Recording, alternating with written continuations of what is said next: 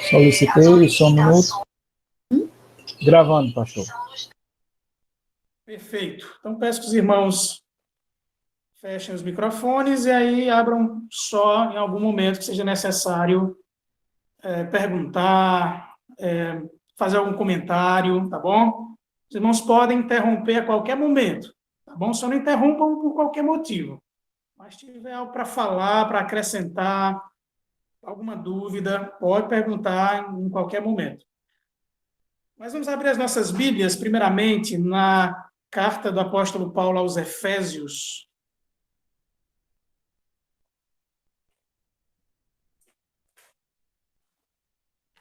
Carta de Paulo aos Efésios, capítulo 1.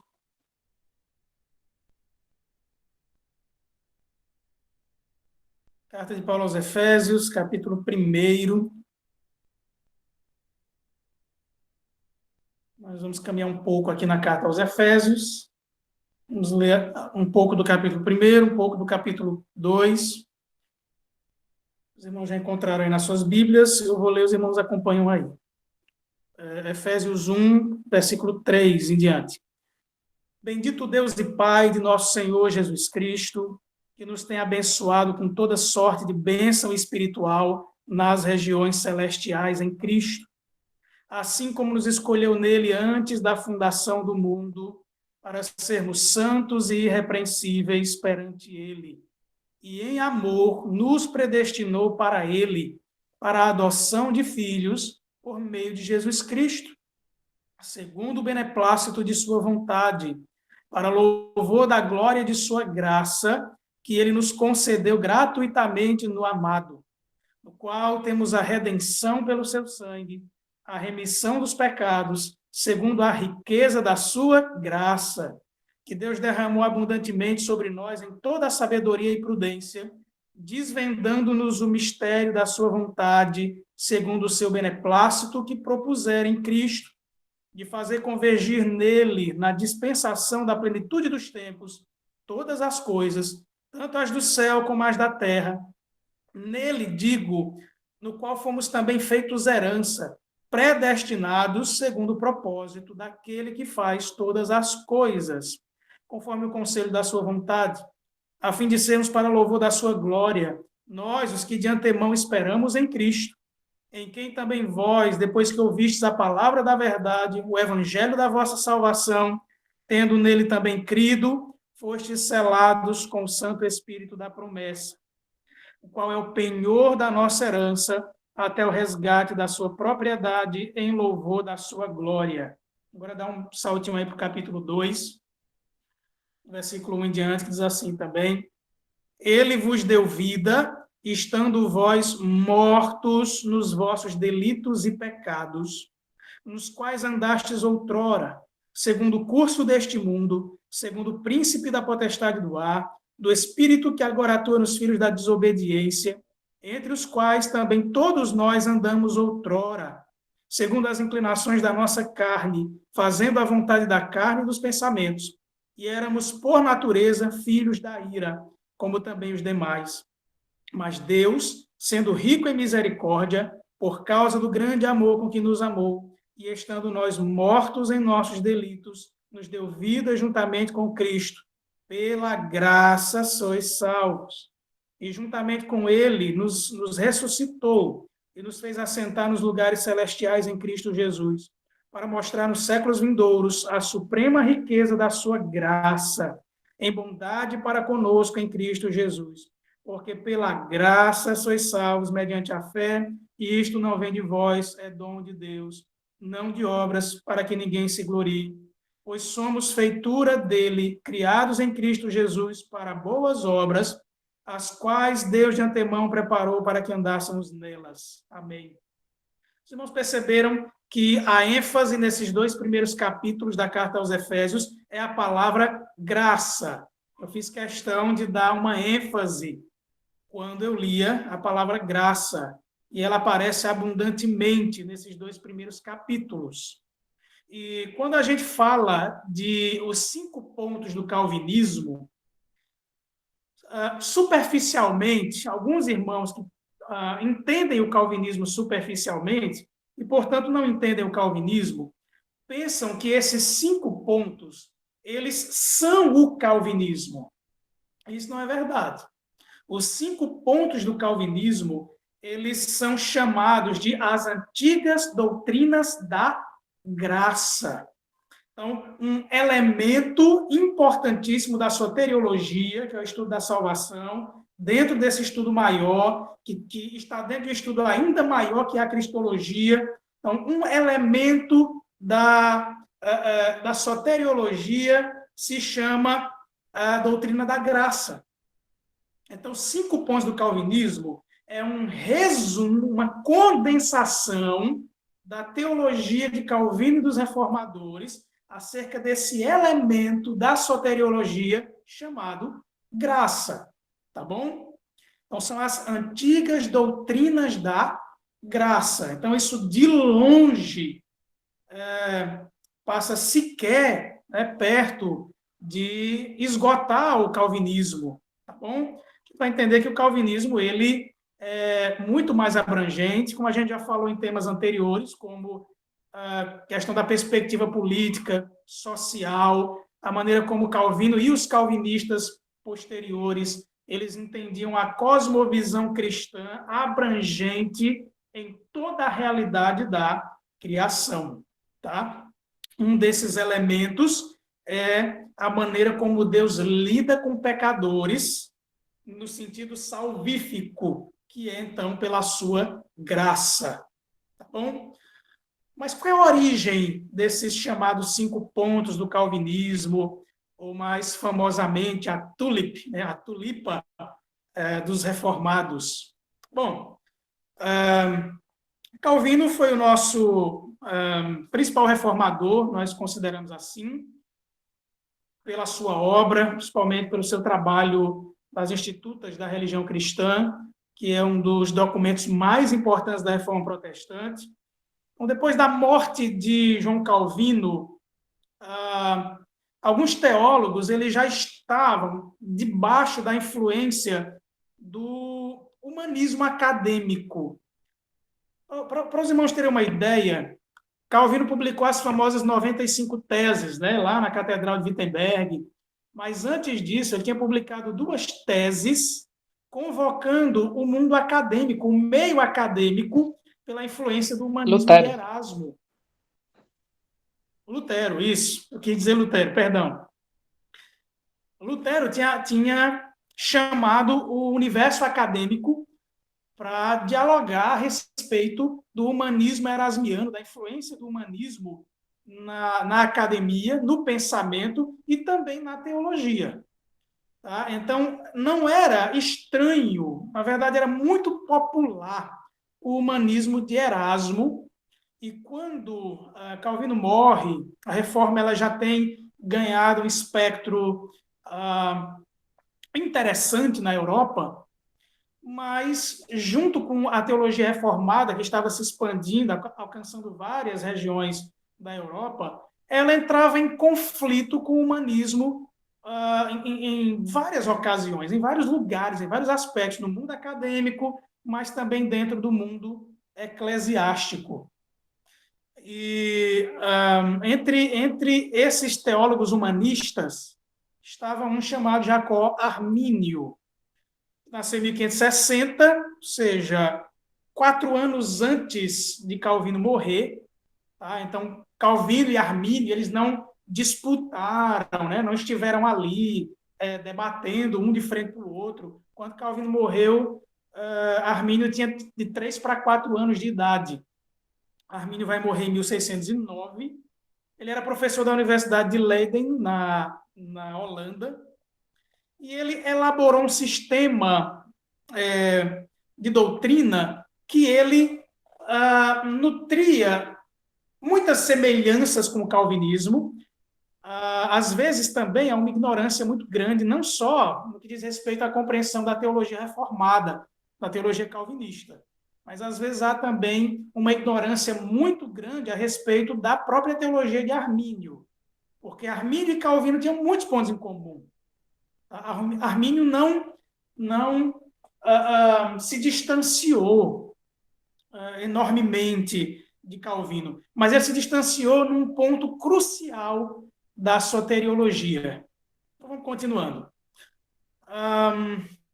Após a morte de Armínio, um grupo de seguidores, isso no contexto de Holanda, tá? Redigiu um documento denominado Remonstrância, ou Representação. E esse documento, ele fazia uma série de exigências ao parlamento holandês, numa tentativa de criticar algumas doutrinas sistematizadas por Calvino, e eles tentavam reformular, através desse documento chamado Remonstrância, a maneira de se fazer teologia na Holanda reformada no século XVII. Os nossos teólogos aqui do livro dizem: a divulgação da remonstrância gerou grande controvérsia entre os protestantes dos Países Baixos, aquela região toda, Holanda, Bélgica, a região da Boêmia. Houve uma série de tratativas, uma série de encontros e tentativas de chegar num acordo ou propor uma resposta a esse documento. Então, o que acontece? Na Holanda, numa cidade chamada Dordrecht, conhecida pelo seu apelido Dort, e é convocado um sínodo de teólogos de toda a região, teólogos de vária envergadura, como, por exemplo, o grande teólogo Charles Hodge, que, apesar de ser inglês, ele é convocado para comparecer na cidade de Dort, para conversar, para discutir. Então, não havia só teólogos holandeses ali, havia teólogos de várias regiões, tá? Discutiram a respeito desse documento chamado Remonstrância. Então, o que acontece? Essa reunião foi aberta no dia 13 de novembro de 1618 e no dia 6 de maio de 1619 foram surgir as deliberações. Então, para os irmãos terem uma ideia, olha o período de tempo que compreendeu essas reuniões. 13 de novembro de 1618, várias reuniões até o dia 6 de maio de 1619, que dá aí 6 meses para saírem as deliberações ou o documento que ficou conhecido como a resposta dos reformadores às exigências dos arminianos. Ficou conhecido como a TULIP, ou 5 pontos do calvinismo, ou os cânones de Dort, documento extremamente importante para a fé reformada, uma resposta resumida a respeito da atuação da graça de Deus na salvação de todo crente. Quais são esses pontos? Vamos lá, quem é que lembra aí, que sabe de cor? Vamos me ajudar. Qual é a base da necessidade da graça? Depravação total. Uma vez que essa humanidade ela está caída e morta em seus delitos e pecados, o que é que, quando a gente analisa a Escritura, Antigo e Novo Testamento, nós podemos observar de uma movimentação de Deus em respeito ao caído? Um movimento que Deus faz desde o Antigo Testamento.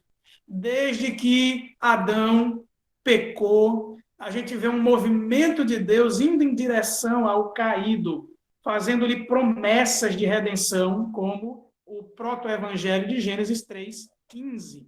O próprio Deus sacrificando e costurando, esse é um termo hebraico de Gênesis,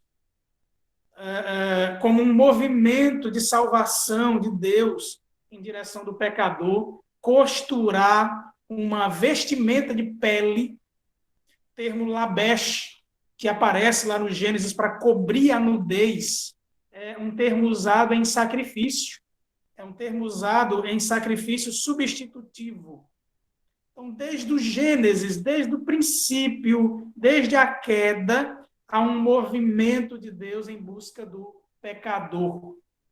E a teologia reformada vai chamar esse momento, essa busca de Deus para com o pecador, de eleição incondicional. Há um outro movimento da parte de Deus, esse é um movimento mais intracorpus, digamos assim, é um movimento onde o próprio Deus se insere na história para executar essa obra redentiva, para cumprir essa promessa. E os teólogos de Dort, eles chamaram, então, esse outro movimento de expiação limitada. Uma obra de Cristo que acontece, mas que ela não é limitada em poder, mas ela se limita em alcance. Qual alcance? O alcance, o limite desse alcance é porque ele é eficaz na vida dos eleitos. Há um outro movimento da parte de Deus, que é o aplicar dessa graça maravilhosa. Esse pai que elegeu, esse filho que morreu na cruz para perdoar os nossos pecados. Há também uma movimentação da terceira pessoa da Trindade, o Santo Espírito de Deus, que atua como aplicador, o selador dessa obra redentiva, que os teólogos chamaram de graça irresistível. E o quinto desses pontos é também uma consequência natural da ação de Deus, da ação do Deus Pai, do Deus Filho, do Deus Espírito, na vida desse crente, o conduzindo em perseverança, o conduzindo num caminhar de santificação. Muito bem, então, esse é um resumo dos cânones de Dort. Os cânones de Dort, na verdade, eles fazem uma explicação de como que a graça acontece, e a explicação que eles dão nada mais é do que uma reafirmação daquilo que João Calvino já testificava no seu principal documento, que era as Institutas da Religião Cristã. Então, eles só reafirmam o protestantismo de origem calvinista. Eles não trazem nenhuma novidade, eles apenas aplicam a cada ponto das críticas da remonstrância, daquela documentação que chegou ao parlamento holandês buscando uma reformulação das doutrinas já abraçadas, já abarcadas pela Holanda no século XVII. Muito bem, então nós vamos entrar já no primeiro desses pontos. Ora, por que nós precisamos da graça? Por que um indivíduo precisa ser salvo? Se você não está em nenhuma necessidade, qual é a razão de você chamar um bombeiro? Se você não está em nenhuma condição de risco, não há nenhuma necessidade de você chamar polícia, de você chamar por socorro. Para que haja necessidade de um salvamento, para que haja necessidade de um agir salvífico, é preciso que haja um risco. É preciso que a humanidade se encontre numa condição de queda, de necessidade de salvação. Ora, é isso que o Evangelho aponta. O Evangelho aponta para a queda. O Evangelho aponta para a natureza caída do ser humano. É óbvio que o Evangelho é Cristo, ele aponta para Cristo, ele aponta para o Salvador. Mas para que haja necessidade de um Salvador, é necessário que haja a necessidade, aliás, é necessário que haja aqueles que estão sofrendo risco. Que risco é esse? Essa era uma das grandes discussões na história da teologia. Para os irmãos terem uma ideia, havia várias perspectivas acerca de como o ser humano lida com o pecado ou de como o pecado afetou a humanidade.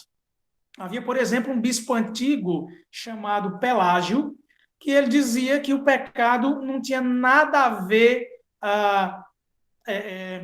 minha relação com o pecado não tinha nada a ver com a queda de Adão. Para Pelágio, o ser humano nascia puro, nascia sem nenhuma mácula do pecado, sem nenhuma mancha pelo pecado. E antes de Pelágio, Agostinho de Hipona ele já tinha uma compreensão completamente oposta. Agostinho de Hipona já olhava para a condição de Adão e ele já via uma teologia federal, ou seja, um representante federal de toda a humanidade. Então, Agostinho enxergava um pacto lá no Éden entre Deus e a humanidade, e esse pacto incluía uma promessa de vida, simbolizada por aquela árvore da vida, mas ela também tinha uma punição caso houvesse uma quebra desse pacto. E a punição era a morte imediata. E essa morte tinha uma lógica. Por quê? Porque toda aquela estrutura criada por Deus era santa. E Deus não iria permitir que algo manchado pelo pecado permanecesse ali, naquele lugar santo e em sua presença. Então, o que é que acontece? Para Agostinho, a humanidade ela peca, ela cai, desmorona junto com a queda de Adão, o seu representante. Então, para Agostinho, o ser humano nasce caído. Ele nasce morto em seus delitos e pecados. Para Pelágio era completamente diferente. Para Pelágio, ninguém tinha nada a ver com o pecado de Adão. A teologia romanista, ela é uma espécie de semi-pelagianismo. O que é que ela acredita? Ela acredita que o pecado de Adão ele é real, existe uma queda, existe uma influência do pecado na vida da pessoa, só que pela influência de alguns líderes católicos, principalmente São Tomás de Aquino, Duns Scotus, essa queda ela me atingia fisicamente, mas ela não tinha capacidade de afetar a minha mente. Então, é um semi-pelagianismo, é uma semi-queda. Eu caio, mas eu não caio integralmente. Então, eu sou completamente capaz de aceitar a graça de Deus, sou completamente capaz de enxergar a graça de Deus por mim mesmo. Eu preciso, obviamente, de alguns fatores que ajudem a enxergar essa graça. Preciso, como, por exemplo, eu preciso da intercessão dos santos, dos anjos, de Maria, mas eles são luzeiros, para que eu, juntamente, me valendo dessa intercessão, me valendo da obra de Cristo e das minhas boas obras, eu resolva o problema da minha queda moral, mas não da minha queda intelectual, porque ela não ouve. Pastor, Diga, Celano. e o que a Igreja Católica aproveitou de Agostinho? Se ele dizia que o homem era... Como foi que você disse mesmo? Que o homem é caído, mas ele é caído em parte. Sim, Agostinho. Pronto. O que aproveitou de Agostinho foi um conceito de queda. Tá? O conceito de queda. Que a Igreja... O conceito da necessidade de uma redenção. Por exemplo, para Pelágio, não era necessário uma obra de Cristo. O ser humano nasce limpo e ele pode permanecer limpo o resto da sua vida. Isso na cabeça de Pelágio. Para o catolicismo romano, não. O ser humano peca, ele é pecador. Ele herda a queda de Adão. Só que essa queda de Adão não afeta o intelecto do indivíduo.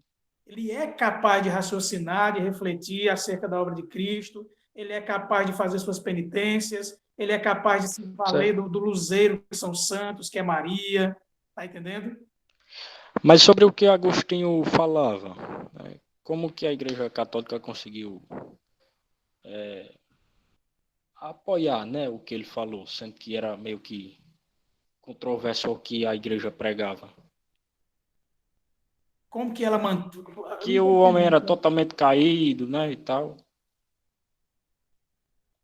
Ela lidou, com o passar dos anos, um distanciamento do pensamento de Agostinho.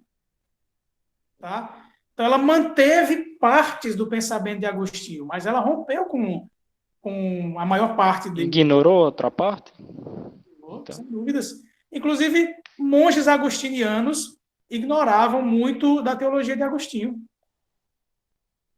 Entendi. Lutero era um monge agostiniano. E ele também ignorava muito da teologia de Agostinho.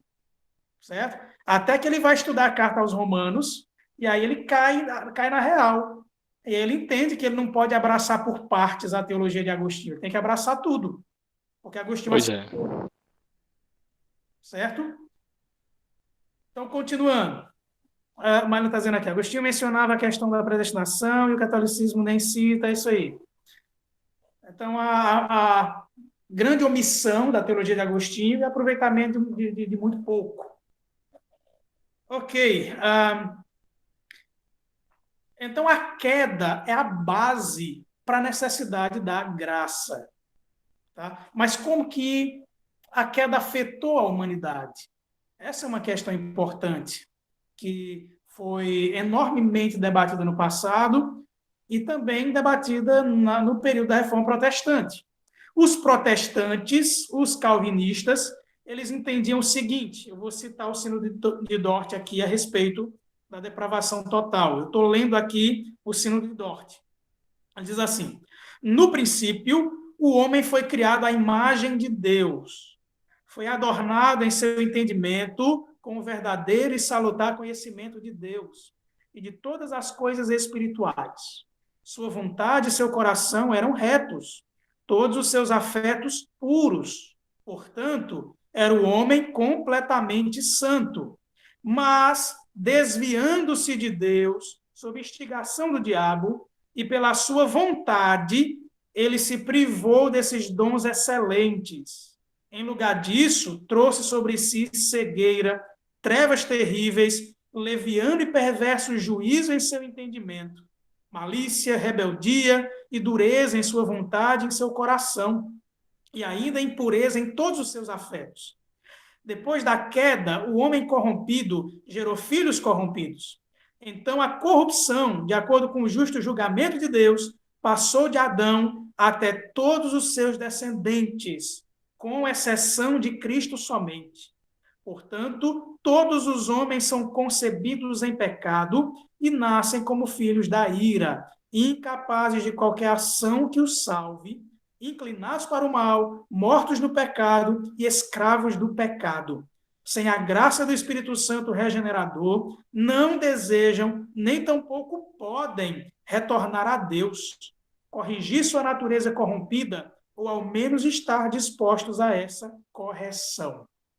Então, quando os teólogos de Dort, eles estavam analisando a queda, eles analisavam a partir da Escritura, obviamente, a Escritura era e ainda é a única regra de fé e prática da teologia reformada. Eles enxergavam, então, que a queda ela acabou com o ser humano em todos os sentidos, em todos os níveis. Acabou com a sua vontade, acabou com seus desejos, acabou com as suas práticas. Tudo que ele faz é pecaminoso. Mas é pior que isso. Não só tudo que ele faz é pecaminoso, mas ele não tem nenhum interesse nas coisas de Deus. É por isso que a Escritura vai chamar, vai afirmar que o ser humano pecador, ele está na condição de morto. Qual é a condição de um morto? Alguém aqui já assistiu um filme no cinema com um morto? Alguém já estava no cinema comendo pipoca e do lado tinha um morto, você chegou, boa noite, bom, seu defunto, como é que está lá no cemitério? Não, a gente não faz isso. Por quê? Porque morto ele não tem ação, ele não tem sentidos. Então, o que a Escritura afirma acerca da humanidade pós-queda é que a humanidade ela teve o seu coração que antes era inclinado para Deus e para a santidade, ele agora foi desviado e está completamente inclinado para o pecado. Então, o ser humano ele continua exercendo vontades, mas sua vontade é completamente manchada, maculada e inclinada para o pecado. É isso que a depravação total quer dizer. Isso não quer dizer que todo ser humano ele vai chegar ao nível máximo de depravação. Mas isso quer dizer que tudo nesse ser humano está morto para o que diz respeito a Deus e sua graça. Esse ser humano ele não consegue, por si mesmo, olhar para Deus, olhar para a sua lei, reconhecer sua pecaminosidade, reconhecer por si só sua condição miserável diante de Deus, e ele, por si só, dizer, não, eu realmente reconheço o meu pecado, reconheço que existe um Deus santo, Reconheço que Cristo veio morrer na cruz para perdoar os meus pecados. Reconheço que, fora disso, tudo que eu vou encontrar é condenação, é inferno. Não, o ser humano caído ele não pode reconhecer essas coisas, porque o seu coração está inclinado desviadamente para o pecado. Então, aquele coração de Adão, inclinado para Deus, naquilo que a teologia reformada vai chamar de mandato espiritual, isso é muito importante para a gente entender. Adão foi criado com 3 ordens, 3 mandatos. Um mandato para se relacionar com Deus, isso é manifesto quando Deus, na viração do dia, vinha ter com Adão e Eva. O ser humano ele tinha também um mandato social de se relacionar com o outro, de desenvolver esse relacionamento, de desenvolver família, de desenvolver relacionamentos fraternais, mas a queda corrompeu isso também, eu vou já falar sobre isso. E o ser humano nasceu também com uma outra ordem, um outro mandato, que é o de desenvolver a natureza, de desenvolver a realidade criada à sua volta. Então, Deus criou tudo, encheu tudo que ele criou de potencial e colocou a humanidade lá para que essa humanidade, à sua imagem e semelhança, governe para Deus essa criação. Então, o ser humano é criado como um vice-gerente de tudo aquilo que foi criado. Deus criou todas as coisas, colocou a humanidade como coroa dessa criação, como sua imagem e semelhança, para ele governar essa criação através da humanidade. A humanidade santa, a humanidade reta. Mas o que acontece é que a humanidade, quando peca, ela quebra seu relacionamento com Deus, o mandato espiritual, o relacionamento que antes era marcado por santidade, era marcado por adoração, era marcado por aquela comunhão em que Deus, na viração do dia, vinha para ter esse momento de comunhão e culto com Adão e Eva, marcado ali pelo dia sagrado. Mas eles quebraram e essa relação agora passou a ser manchada pela desobediência.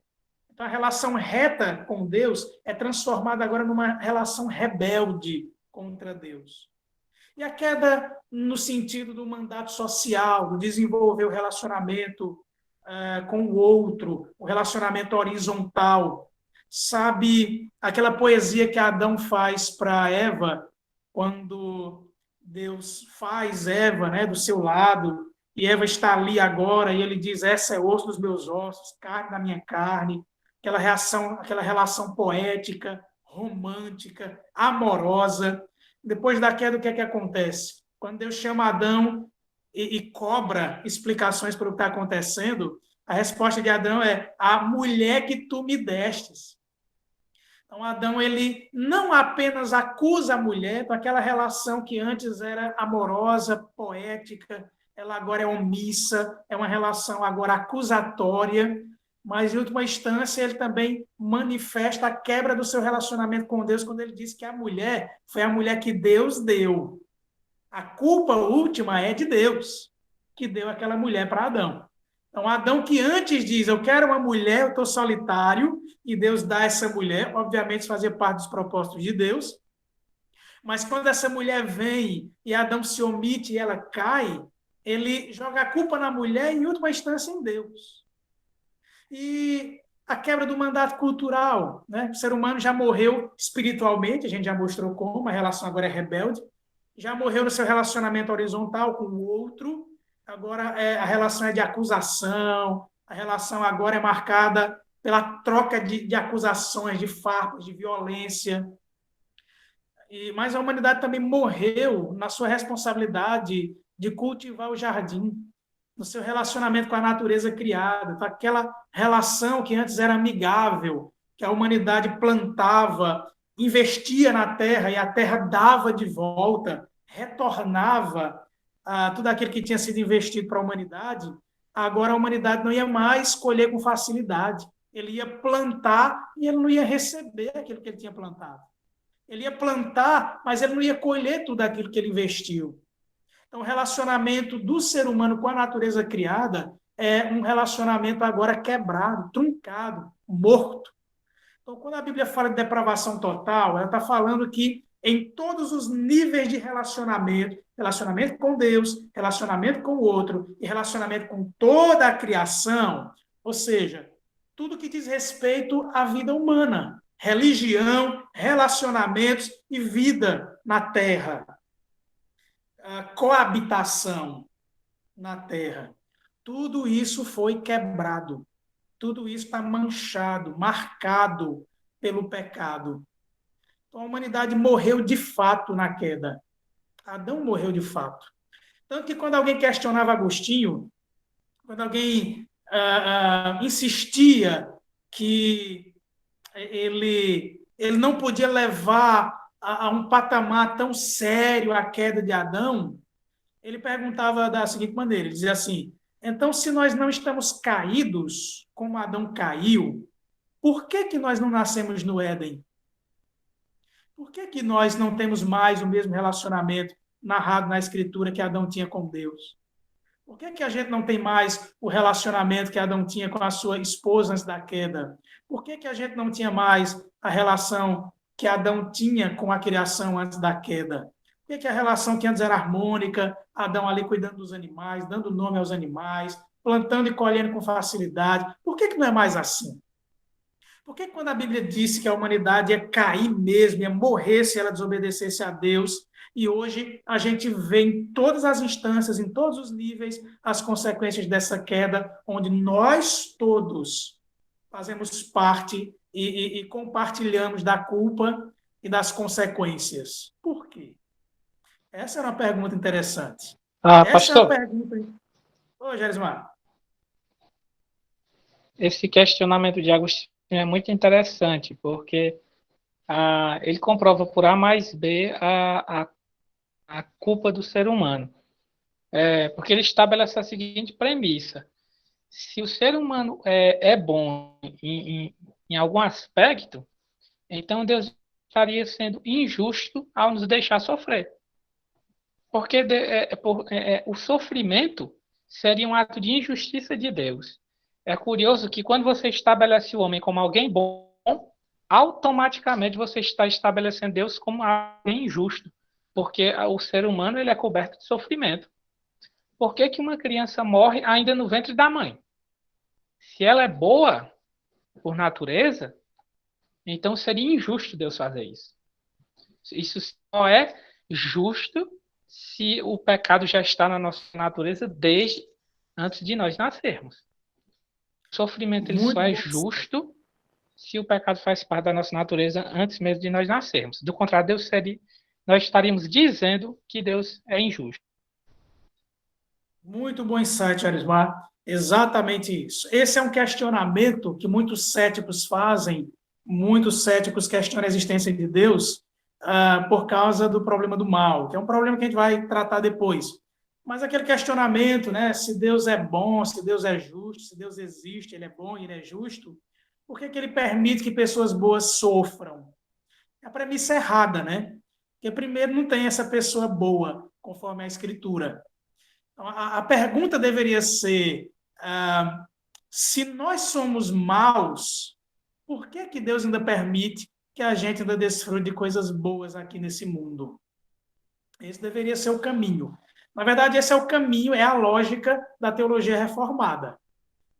Se o ser humano é tão mau, por que ainda tem coisas boas? E ainda mais, por que ainda tem salvação? E a resposta é por causa da graça de Deus.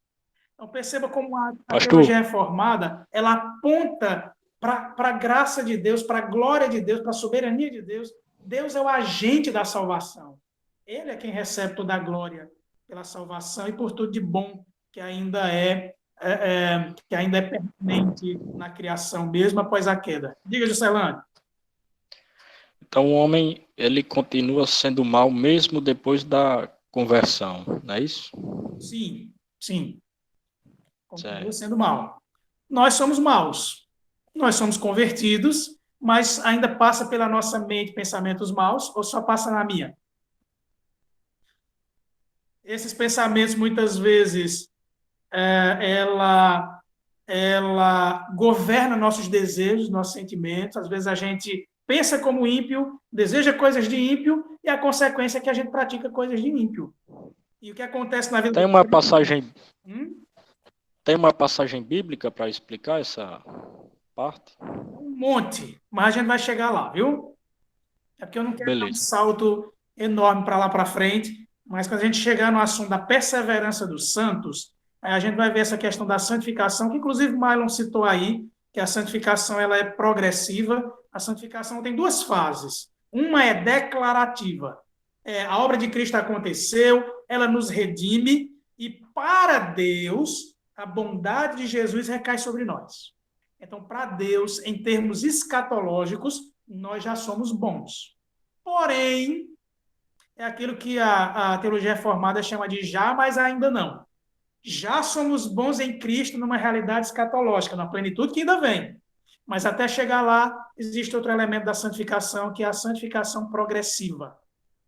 Que aí é a gente fazendo uso dos meios de graça, da oração, da leitura da palavra, do congregar, de todos os meios diligentes para a gente ir crescendo e lutando contra o pecado. Tá? Então, quando a gente é salvo, não acontece imediatamente uma glorificação. O que acontece é que a obra de Cristo recai sobre nós, mas há elementos que se tornarão plenos, perfeitos, no escatom, no último dia, no novo céu e na nova terra. É onde lá não haverá mais a influência do pecado em nossas vidas. Quando a gente for falar sobre perseverança e santificação, a gente vai ver como são os três aspectos em que Cristo nos salva, tá certo? Mas aguarda um pouquinho aí, sua pergunta é interessante. Se a passagem na Escritura, muitas, mas vamos devagarinho, a gente chega lá, para a gente não perder o fio da meada, porque são muitos assuntos relacionados, e aí se a gente ficar escapando de um para o outro, a gente foge daquilo que a gente quer falar hoje. Muito bem, então vamos para mais porções da Escritura acerca da depravação total. Eu vou pedir a participação de vocês para a gente ganhar tempo. Eu vou citar alguns textos bíblicos e aí vou pedindo a alguns irmãos para abrirem as suas Bíblias e lerem. Bom, então, primeiro desses textos, eu vou pedir para o presbítero Jarismar ler o Salmo 14, versículos 1 a 3. Vou pedir para o Juscelânio ler o Salmo 53, versículos 1 a 3 também. Pastor, cortou quando o senhor falou o capítulo. Salmo Cortou. 14. Salmo 14. Salmo 14, versículo 1 a 3. e o versículo 1 a 3. Versículo 1 até o versículo 3. Jarismar travou aí. Juscelânio, Meu mesmo? Salmo 53, do verso 1 ao 3 também. Abinadab, Salmo 5, 9. Igor está aí? Igor, Salmo 140, versículo 3. Estou sim, pastor, sim, senhor. Pronto. Então tem mais um monte aí que eu gostaria de ler, mas vamos por enquanto para esses. Então vamos lá na ordem que eu passei, que eu pedi. Primeiro Jarismar, Juscelânio, depois Igor. certo. Diz o insensato no seu coração, não há Deus. Corrompem-se e praticam a abominação. Já não há quem faça o bem. Do céu olha o Senhor para os filhos dos homens, para ver se há quem entenda, se há quem busque a Deus. Todos se extraviaram e juntamente se corromperam. Não há quem faça o bem, não há nenhum sequer. Obrigado, presbítero. Agora é o Juscelânio, Salmo 53, versículos 1 ao 3.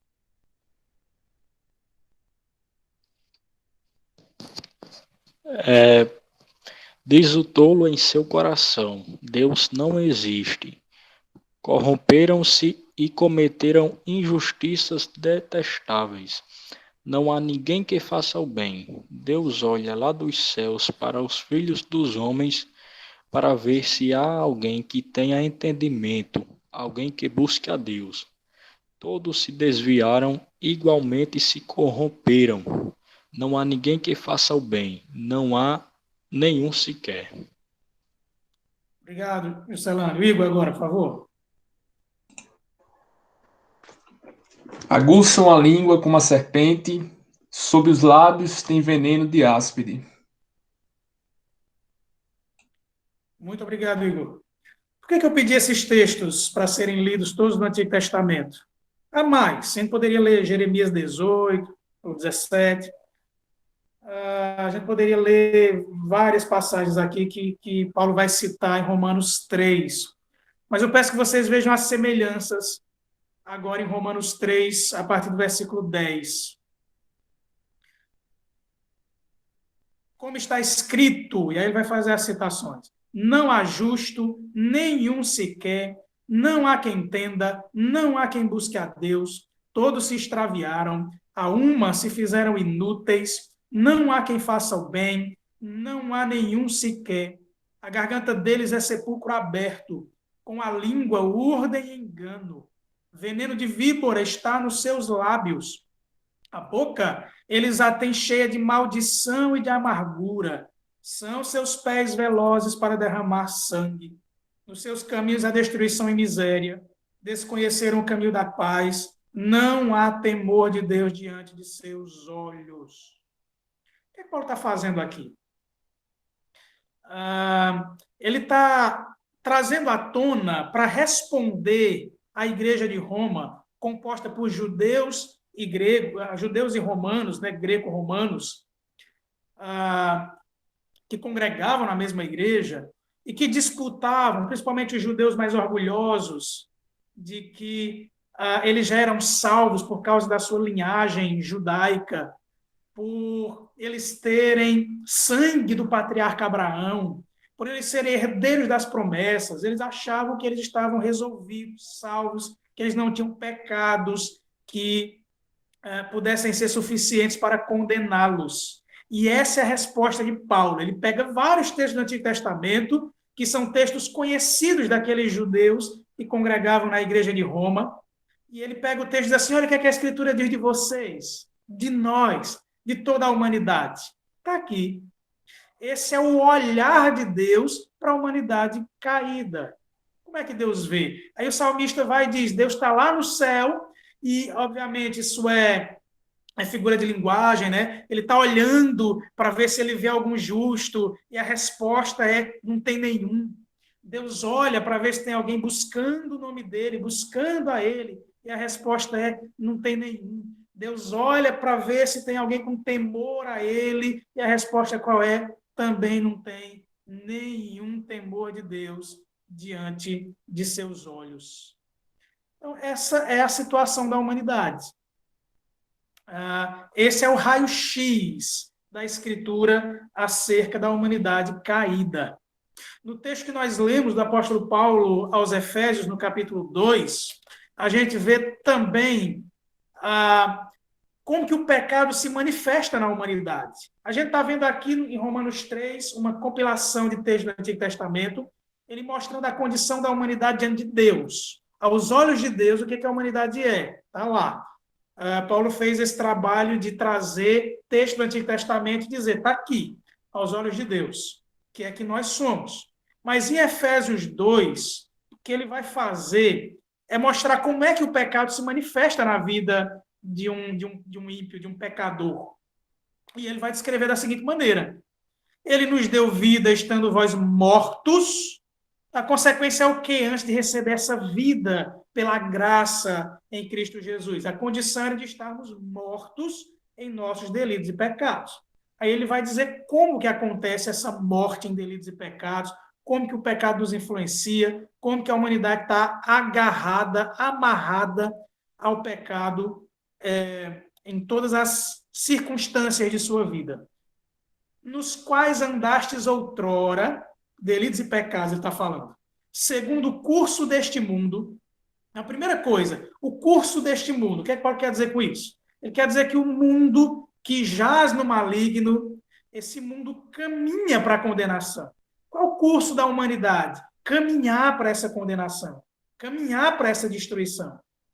Segundo o príncipe da potestade do ar, do espírito que agora atua nos filhos da desobediência. O que ele está querendo dizer aqui? Ele Ele quer dizer que no coração desse ser humano morto em seus delitos e pecados, o que opera é a mentira e a desobediência. O que opera é que esse que é chamado aqui de príncipe da potestade do ar, ele que enreda as pessoas, esse ser humano caído em seus delitos e pecados, sob a influência do diabo, tudo que ele tem no seu coração agora é desobediência contra Deus. Essa atuação diabólica, ela é nos filhos da desobediência. É interessante Paulo fazer essa ligação entre o diabo, que também é um desobediente a Deus, é alguém que Paulo vai escrevendo para Timóteo na instrução dele para a eleição de presbíteros, ele diz que não seja neófito, novo convertido, para que não incorra na soberba de Satanás, no orgulho de Satanás, não incorra no pecado de Satanás. Foi de se ensoberbecer. Então, esse que ensoberbeceu, esse que desobedeceu a Deus, a humanidade caminha segundo ele.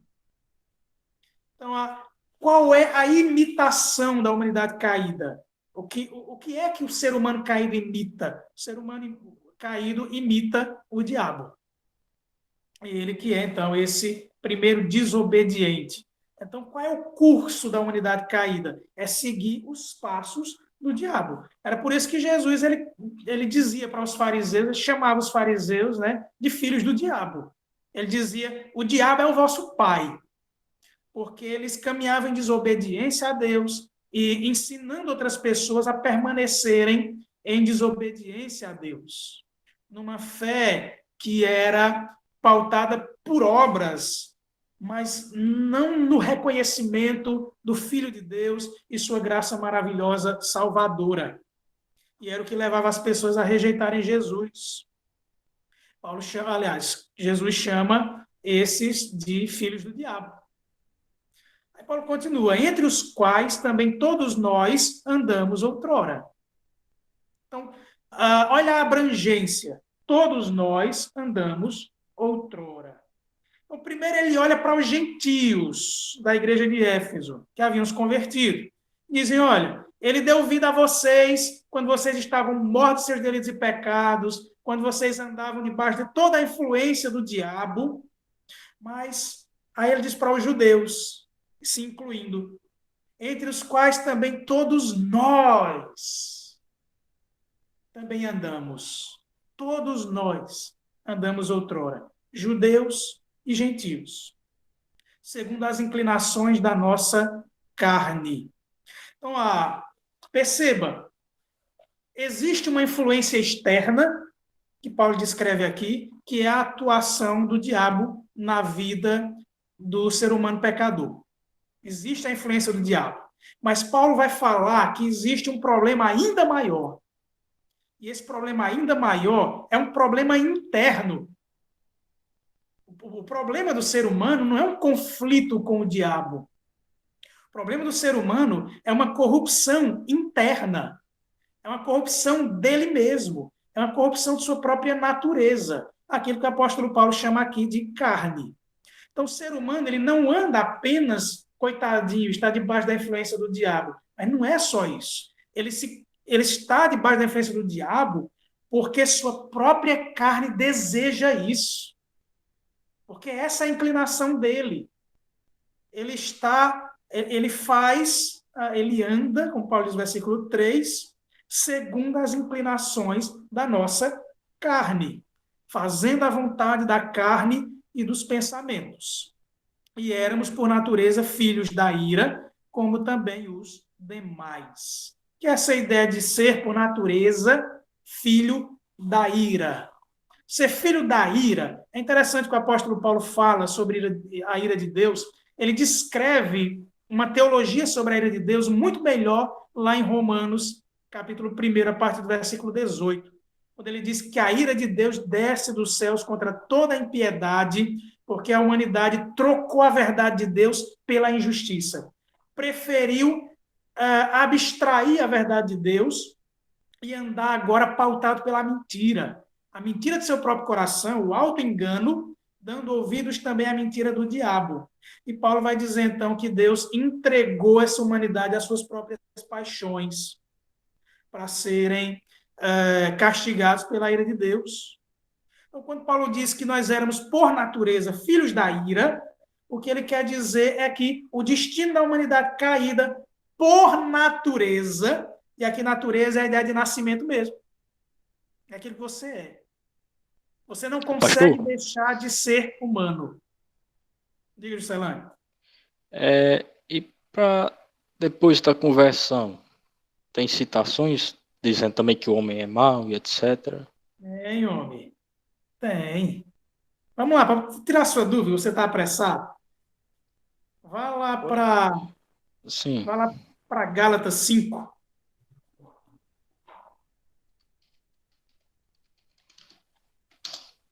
versículo. Bote aí, sobre Gálatas 5.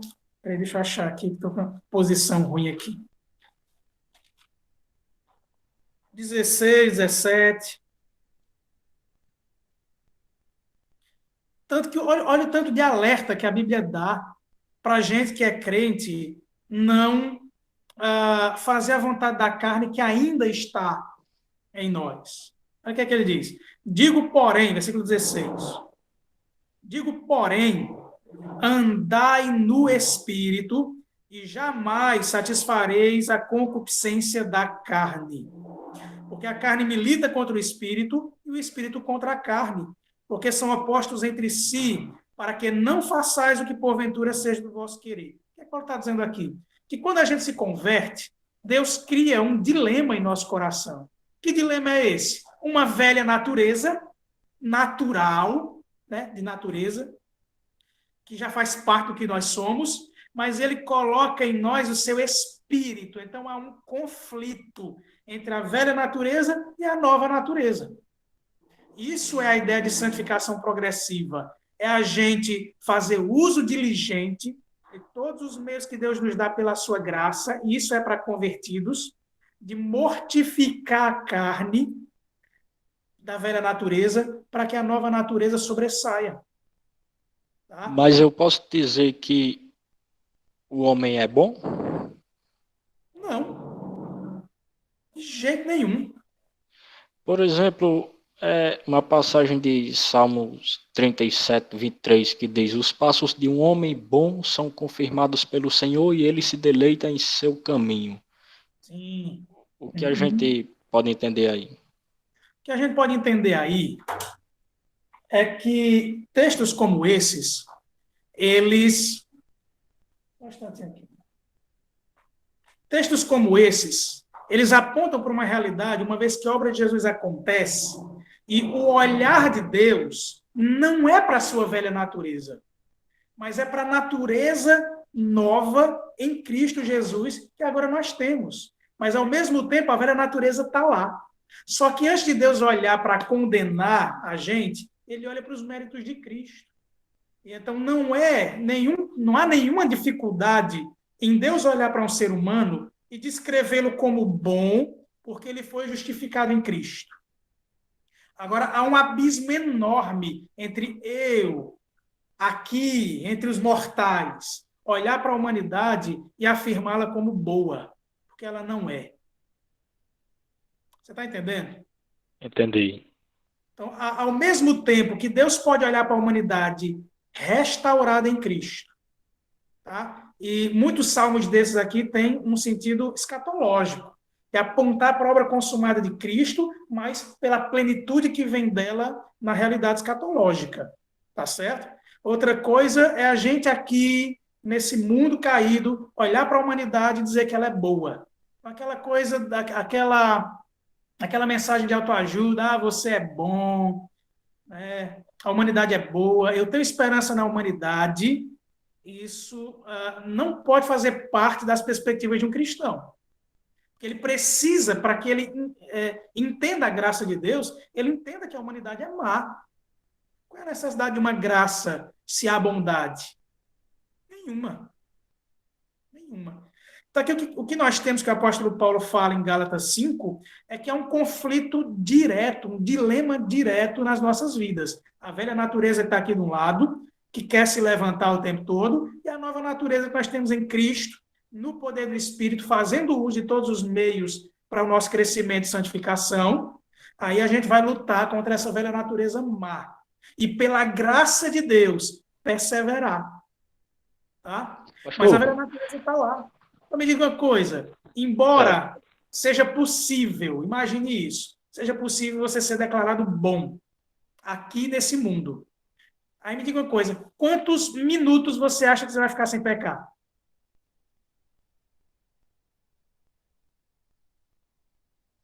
Quantos minutos você acha que você pode ficar sem pecar? Você pode repetir a pergunta? Você acha que você pode ficar sem pecar? Que um ser humano pode ficar sem pecar? Nenhum. Então, qual é a bondade nisso? Quem foi o único ser humano que pisou aqui nessa terra e que obedeceu ao Pai em absolutamente tudo? Pois é. Jesus. Pastor, só uma dúvida. Os arminianos têm esse mesmo ponto de vista? Arminianos de verdade, sim, de que a humanidade é má. Arminianos de verdade, eles Ok. entendem que a humanidade é má, que ela é caída. Não há diferença entre a queda da humanidade em Calvino e em Armínio. Para Calvino e Armínio, a humanidade caiu, ela está depravada e ela necessita da graça de Cristo. Só que para Armínio tem uma diferença. Deus aplica uma graça que é chamada de graça preveniente. Essa graça preveniente que permite essa humanidade, que foi alcançada por essa graça, agora ela escolher se ela quer Cristo ou não quer. Quem não foi alvo dessa graça preveniente está condenado. Tá? Então, até em Armínio existe uma eleição. Deus elege pessoas para ele derramar a graça preveniente. E agora cabe a esse ser humano fazer uso de sua vontade, uma vez que agora sua vontade está inclinada para a graça, cabe a esse ser humano agora aceitar ou não a obra redentora de Cristo para a sua salvação. Tá? Então, em Calvino e em Armínio tem o conceito de queda, em Calvino e Armínio tem conceito de eleição. Tá? A diferença é que para Calvino, toda ação graciosa, ela é uma ação de Deus. É Deus quem age. E para Armínio, há um elemento aí do uso da vontade humana em aceitar ou não a graça de Cristo. Agora, isso é se ele foi alcançado por essa graça preveniente. Tá bom? Se ele não foi, ele vai ser condenado. Não tem jeito, ele não tem nem oportunidade. Tá? Então, continuando aqui. Eu queria ler João 3.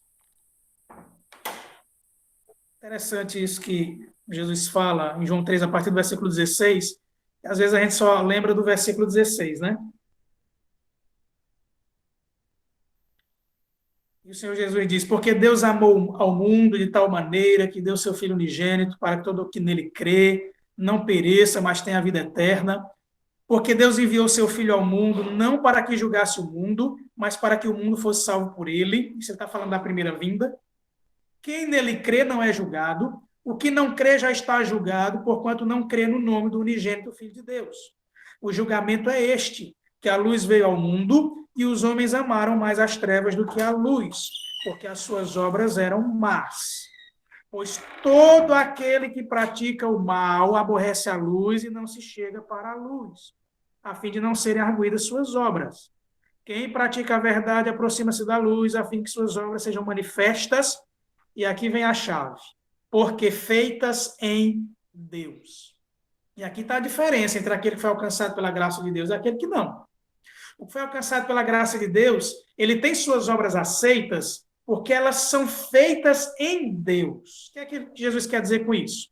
Ele quer dizer que as obras que um crente, que um justificado faz, não são obras que ele faz por si mesmo, mas pela própria inclinação agora refeita, por causa da obra redentora de Cristo, por causa da obra do Espírito Santo, inclinando esse ser humano de novo para olhar para Deus e para que realize obras que glorifiquem e dignifiquem a Deus.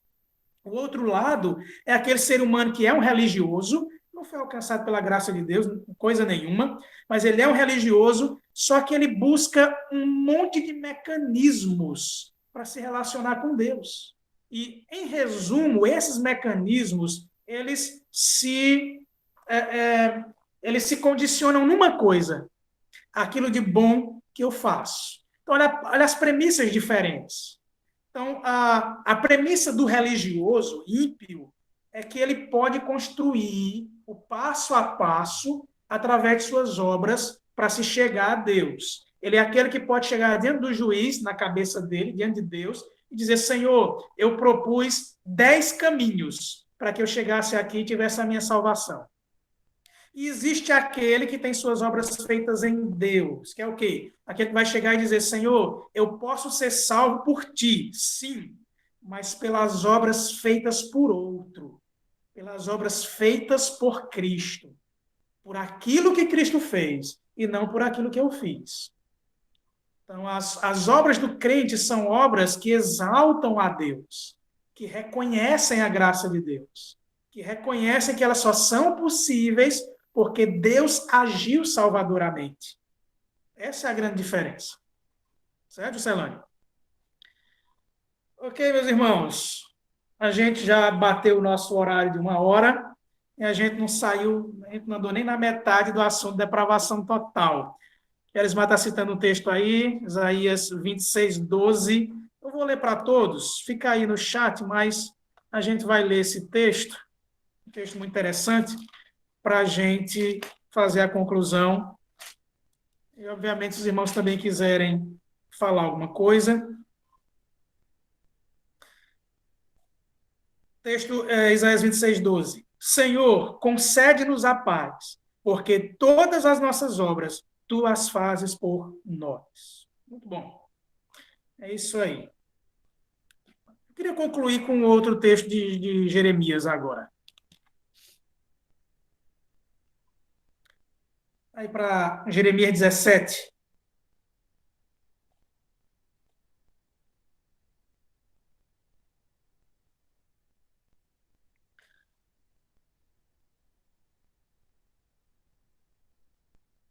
Os irmãos já encontraram aí, eu vou ler Jeremias 17:9.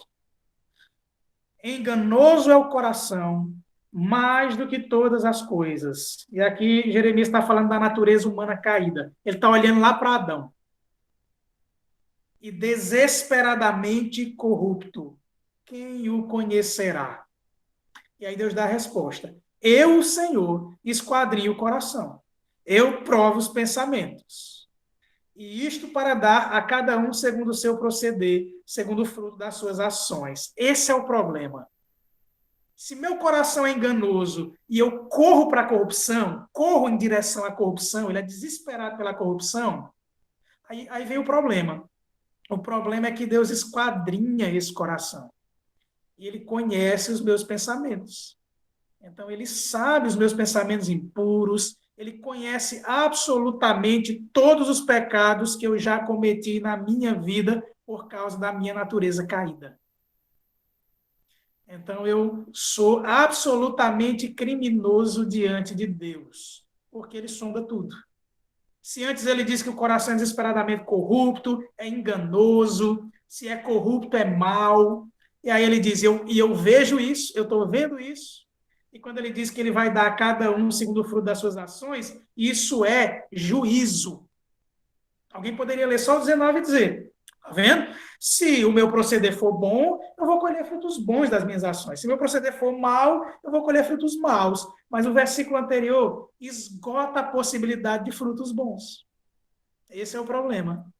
Se eu, de fato, desse frutos bons por mim mesmo, eu ia colher salvação por minhas obras. O problema é que eu não posso dar frutos bons. Por quê? Porque o meu coração é corrupto. Desesperadamente corrupto. E aí o problema lá maior é que Deus sabe. Esse é o problema. E por ele saber, ele diz, eu sei e eu vou dar a paga para você. Você vai colher esses frutos maus que você tem plantado. Esse é o problema. Ok? Muito bem. Então, a gente vai encerrar por hoje.